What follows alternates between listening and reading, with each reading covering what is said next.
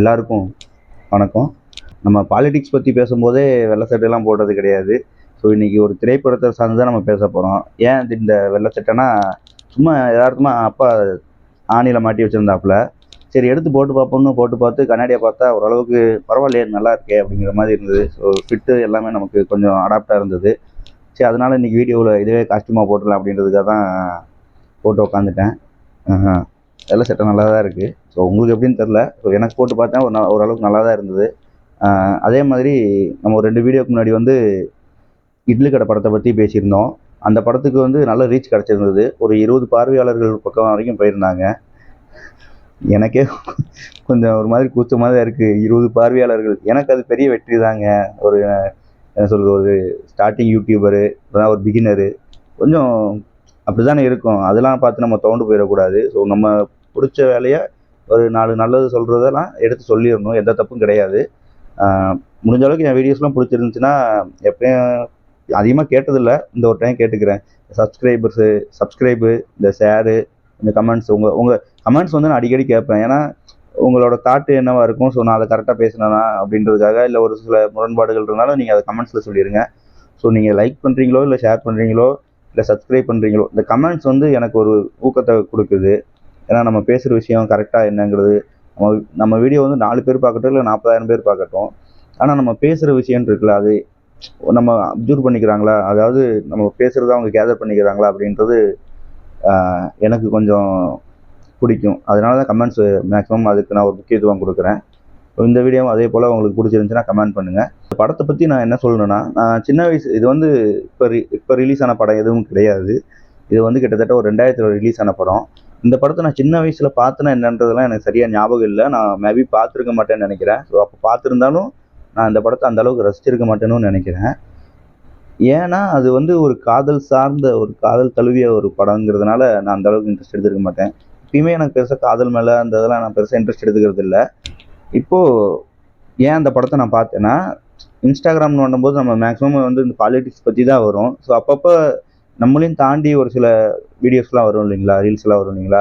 So அது போல தான் இந்த படத்தோட ரீல்ஸும் வந்தது. என்னென்னா, அடிக்கடி வந்துகிட்டே இருந்ததுனால நான் அந்த படத்தை வந்து ஸ்டார்டிங்லேருந்து எண்டு வரைக்கும் பார்த்தேன். எப்படின்னா, யூ சர்டிஃபிகேட் போட்டு ஒரு இலை வந்து அப்படியே சுற்றி ரிதம்னு அந்த எழுத்து மேலே விழுகும். ஸோ அங்கேருந்து எண்டு, அதாவது Siva Travels and Tours Chennai அப்படிங்கிற அந்த இது வரைக்குமே நான் பார்த்தேன். எந்த இடத்துலையும் இந்த படத்தை நான் வந்து ஓட்டி விட்டு பார்க்கல. ஏன்னா இந்த படத்தை பார்க்கும்போதே நினச்சி தான் உட்காந்தேன், எந்த இடத்துலையும் இந்த படத்தை நம்ம ஓட்டி விடக்கூடாது, மைண்ட் செட் பண்ணி தான் இந்த படத்தை நான் பார்த்தேன். அதுக்கு ஒருத்தான படம் தான் இது. நான் எங்கேயுமே ஓட்டியும் விடலை, எந்த இடத்துலையுமே சரி போரும் அடிக்கல இந்த படம். ஸோ அது மாதிரியான படம் தான். ஒரு ஃபீல் குட் மூவிங்க. நம்ம லவ்வு, ஃபைட்டு, காமெடி அது எல்லாத்தையுமே கடந்து ஒரு ஃபீல் குட் மூவி பார்த்தோம்னா, ஆமாப்பா ஒரு நல்ல படம் பார்த்துருக்கோம் அப்படிங்கிற மாதிரி இருந்துச்சுன்னா ஓகே. நமக்கு பெருசாக திரைப்படத்தில் இப்போ ரீசெண்ட் டைமில் வந்த எந்த திரைப்படத்துலையுமே நமக்கு இப்போ ஈடுபாடு இல்லை தான். ஆனால் இந்த படத்தை நான் பார்க்குறது காரணம் அந்த ரீல்ஸ் தான். இன்ஸ்டாகிராமில் இந்த ரீல்ஸ் வந்ததுனால தான். இதை நானே எடுத்து ஸ்டேட்டஸுமே வச்சுருக்கேன். அந்த பாட்டு இதெல்லாம் வந்து எனக்கு ரொம்ப பிடிக்கும். அந்த படத்தில் வந்து எல்லா பாட்டுமே எனக்கு ரொம்ப பிடிக்கும். குறிப்பாக அந்த தனித்தனியாக பாட்டெல்லாம் இருக்குது பார்த்தீங்களா. ஏன்னா என்னோடய பர்சனலாக சொல்கிறேன், ஒரு வேலைக்கு புறப்பட்டு போனால் கூட அந்த பாட்டு போட்டால் ஒரு செகண்டு நின்று அந்த பாட்டு அப்படின்னு சொல்லி கேட்டுட்டு போகிறவங்க நிறையா பேர் இருப்பீங்க. அதில் நானுமே ஒருத்தன் தான். எனக்கு அந்த பாட்டு அவ்வளோ ஈடுபாடு உள்ள பாட்டு.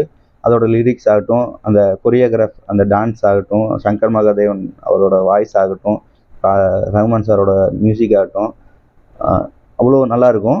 படத்துக்குமே அது அவ்வளோ சூப்பராக இருந்தது. அந்த ரஹ்மான் சாரோட மியூசிக் வந்து நான் கூட இதுக்கு வேறு யாரோ அப்படின்லாம் நினச்சிட்டு இருந்தேன். பட் ஆனால் ரஹ்மான் சார் தான். ஸோ அவ்வளோ அருமையாக இருந்தது. அந்த ஓப்பனிங் சாங் வந்து நதியே நதியே காதல் நதியே, அந்த பாட்டுலாம் வந்து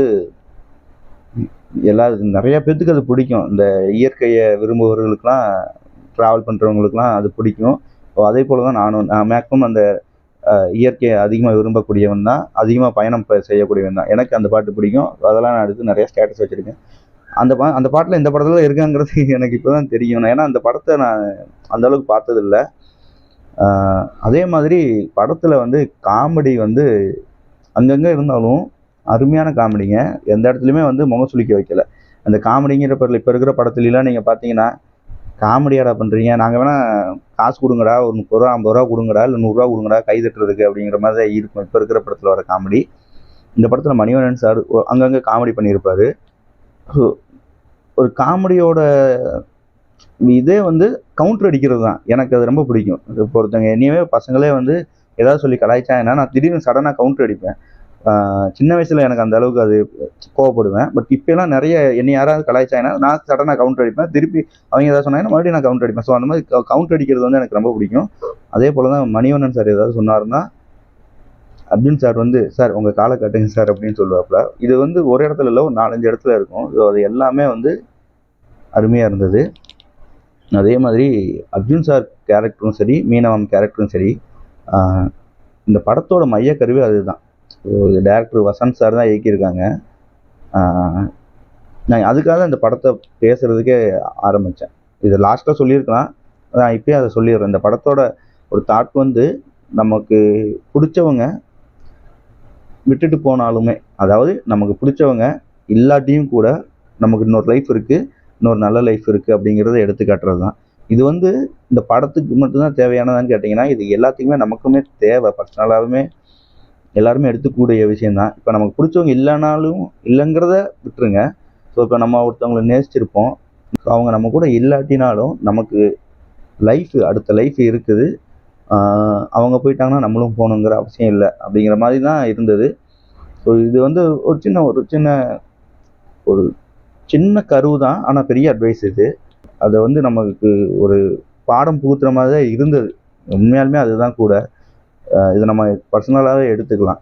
ஒரு ஃபீல் குட் மூவிக்கான அந்த கேமரா ஆங்கிள் இவ்வளோ அருமையாக இருந்தது. ஸோ அந்த கேமரா ஆங்கிள்லாம் ஒவ்வொன்றும் பார்க்கும்போது ஒரு இப்போ இருக்கிற பாம்பே விடுங்க, நம்ம அப்பயுமே நிறைய பாம்பே மையப்படுத்திலாம் நிறைய படம் வந்தது. ஸோ அதில் வந்து one of the best film Rhythm தாங்க. அவ்வளோ அழகாக காமிச்சிருந்தாங்க. அந்த பில்டிங்ஸ் ஆகட்டும், அந்த ரயில்வே ஸ்டேஷன் ஆகட்டும், அந்த ரயில்வே ஸ்டேஷன்லாம் ரியலிஸ்டாக இருந்தது. ஸோ ரியலிஸ்டான ஒரிஜினல் ரயில்வே ஸ்டேஷன் தான். ஸோ அதான் யதார்த்தமான படத்துக்கு அப்படி தான் எடுக்கணும். அவ்வளோ அருமையாக இருந்தது. ஸோ இந்த ரயில்வே ஸ்டேஷன்ஸ் ஆகட்டும், அது போக பில்டிங்ஸு அதெல்லாம் அழகாக எடுத்திருந்தாங்க. எனக்கு படத்தோட கிளைமேக்ஸ் ரொம்ப பிடிச்சிருந்தது. அதுதான் எனக்கு ஒரு மாதிரி ஒரு சின்ன படம் ஆமால அப்படிங்கிற மாதிரி. ஏன்னா கிளைமேக்ஸ் வந்து ஒரு சின்ன வேற மாதிரி இருந்தால் கூட, இப்போ ஒன்றும் இல்லை, ஒரு ஹீரோயினே அந்த ஒரு மாதிரி கட்டி பிடிச்சாலோ, ஒரு மாதிரி ஓடி போனோம் அந்த மாதிரி இது பண்ணாலோ, ஒரு கல்யாணம் பண்ணி இப்படி வணக்கம் சொல்கிறது, அதெல்லாம் வந்து நமக்கு பழக்கப்பட்டது தான். இது வந்து ஒரு சின்ன மாறுபாடாக இருந்தது. கிளைமேக்ஸ் டைமில் வந்து ஹீரோயினியே பேச மாட்டாங்க, மீனா மேமே பேச மாட்டாங்க, லட்சுமி அம்மான்னு நினைக்கிறேன். ஸோ அவங்களும் அந்த ஒரு சின்ன பையனும் பேசுவாங்க. அது வந்து கடந்து போயிடுவாப்புல. போயிட்டு அந்த ட்ரெயின் போயிடுச்சா அப்படின்னு சொல்லி அந்த சின்ன பையன் பார்ப்பான். அப்போ வந்து பேக்கை தூக்கி இப்படி இப்படி போட்டு அந்த அந்த ரஹ்மான் சாரோட பிஜிஎம் இருக்குது பார்த்தீங்களா, அது என் வயசில் கேட்டிங்கன்னா கொஞ்சம் கேவலமாக இருக்கும். இருந்தாலும் தீன்தனானா தீன்தனானா தீன்தனானா தீன்தனானா தீன்தனானா தீன்தனானா தனானா அப்படிங்கிற மாதிரி இருக்கும். இது கேவலமாக தான் இருக்கும்.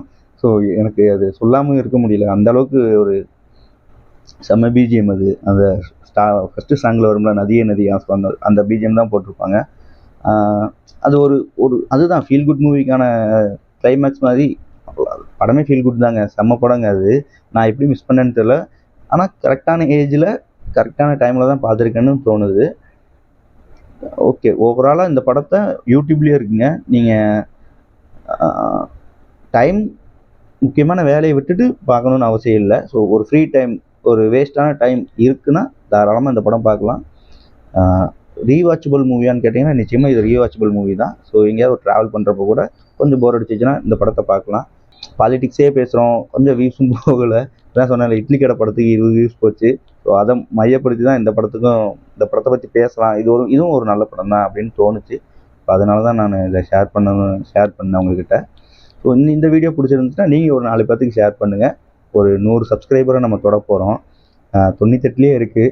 ஸோ இந்த வீடியோ பார்க்குறவங்க யாருக்காவது என் வீடியோஸ் இந்த மாதிரிலாம் பிடிச்சிருந்துச்சுன்னா ஒரு சப்ஸ்கிரைப் முடிஞ்சால் பண்ணுங்கள், பிடிக்கலன்னா ஒன்றும் பிரச்சனை இல்லை. வீடியோ நல்லா இருந்தாலும் 4 பேருக்கு ஷேர் பண்ணுங்கள். ஆனால் உங்களோட தாட் நீங்கள் என்ன நினைக்கிறீங்களோ அதை கமெண்ட்ல வந்து சொல்லிடுங்க.